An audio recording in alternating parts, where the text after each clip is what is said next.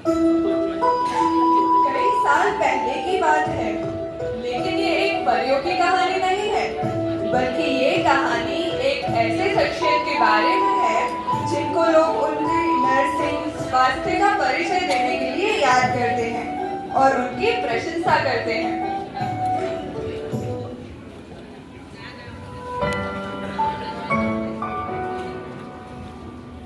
हमारी कहानी की शुरुआत होती है तश्केनी शहर में 12 मई सन 1820 को। एक अमीर परिवार में विलियम नाइटिंगेल और फ्रांसिस नाइटिंगेल के घर एक बेटी का जन्म होता है। उसके माता पिता उसका नाम इटली के एक मशहूर शहर फ्लोरेंस के ऊपर रखते हैं। इसके बाद से वो फ्लोरेंस नाइटिंगेल के नाम से जानी जाती है। 8 साल बाद छोटी फ्लोरेंस अपने खिलौनों और दोस्तों के साथ खेलते हुए दिखाई देती है।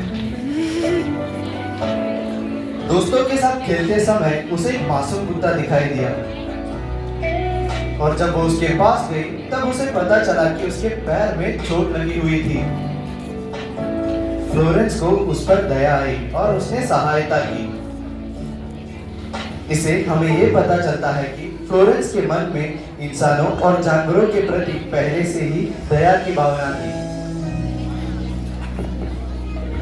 थोड़े सालों बाद अब फ्लोरेंस और बड़ी हो जाती है।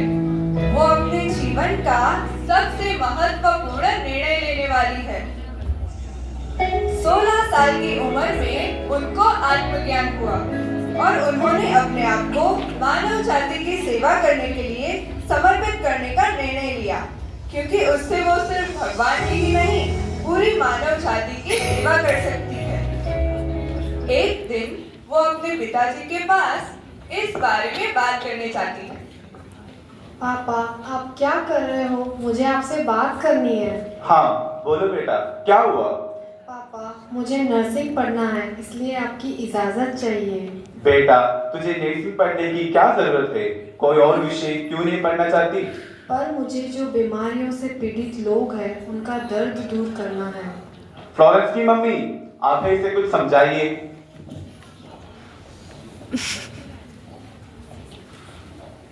बेटा, तुम्हारे पापा ठीक ही तो कह रहे हैं। नर्सिंग इतना आसान नहीं है जितना तुम सोच रही हो। तुम्हें इसमें बहुत सी कठिनाइयों का सामना करना पड़ेगा। हाँ, और तुम्हारे पास सारे ऐशो आराम है। तुम्हें जो चाहिए वो हम दे सकते हैं। फिर तुम्हें ये सब करने की क्या जरूरत है? तुम कुछ और भी पढ़ सकती हो। पर पापा, मम्मी, नर्सिंग एक अच्छा रास्ता है जिसमें मैं लोगों की सेवा कर सकती हूँ। और रही बात कठिनाइयों की, तो मैं उनका सामना करके लोगों की मदद करना चाहती हूँ। ठीक है, अगर तुम्हारी यही इच्छा है तो तुम पढ़ने जा सकते हो, लेकिन तुम जल्दी लौट के वापस आओगी। नर्सिंग की शुरुआत।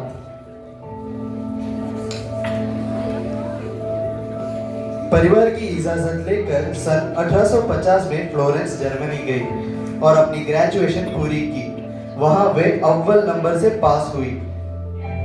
सन 1851 में नर्सिंग के बारे में और ज्यादा जानकारी हासिल की और ट्रेनिंग ली।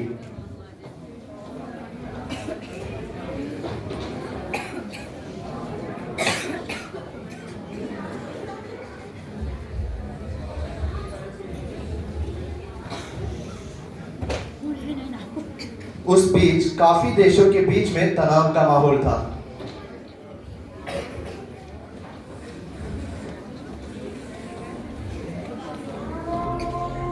सन 1853 में रशिया और फ्रांस के बीच क्रिमियन वॉर हुआ।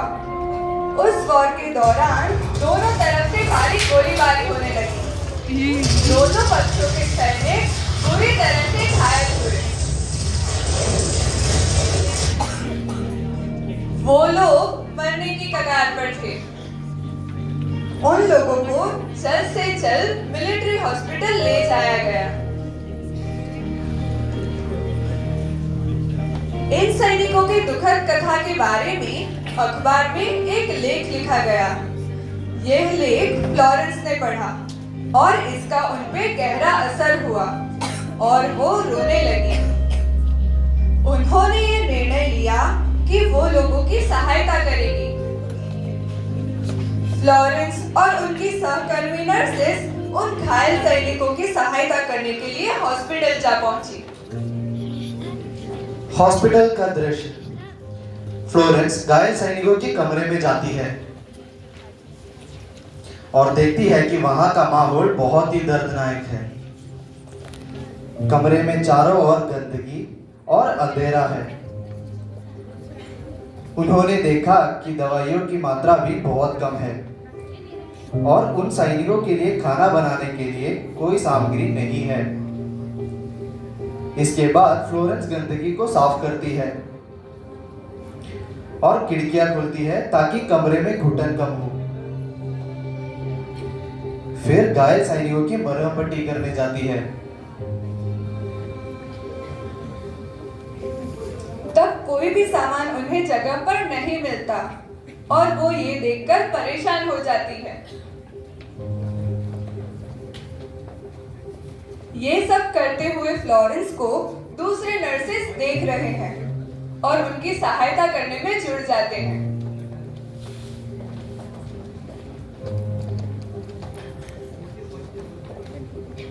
सब घायल सैनिकों को अच्छी सारवार देने लगते हैं।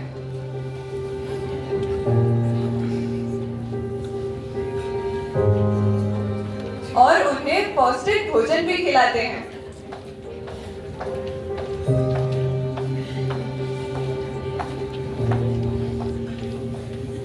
उनको अच्छी सारवार मिलने के कारण थोड़े ही दिन में उनकी हालत में भी सुधार आने लगा और मरने वालों की संख्या कम होने लगी।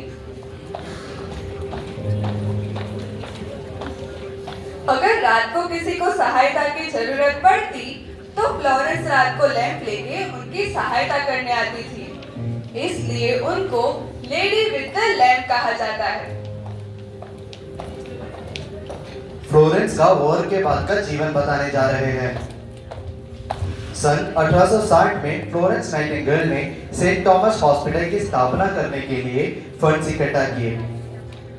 हॉस्पिटल की स्थापना के बाद उस हॉस्पिटल में उन्होंने दूसरी नर्सेस के लिए ट्रेनिंग स्कूल की शुरुआत की।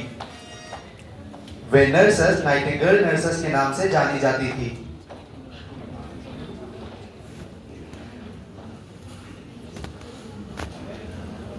नाइटिंगेल की किसी भी स्वार्थ के बिना सेवा करने की चर्चा पूरे देश में हो रही थी और ये बात उस समय के राज परिवार तक भी जा पहुंची।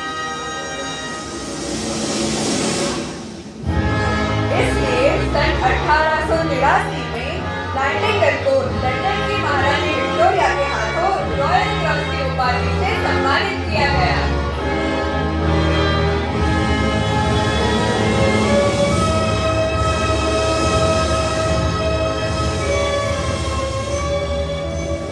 इसके उपरांत सन 1888 में नाइटिंगेल को lady of grace of order of saint John की उपाधि से सम्मानित किया गया और सन 1907 में ऑर्डर ऑफ मेरिट से सम्मानित होने वाली वह पहली महिला बनी और नाइटिंगेल को आधुनिक नर्सिंग की संस्थापिका के रूप में जाना जाता है।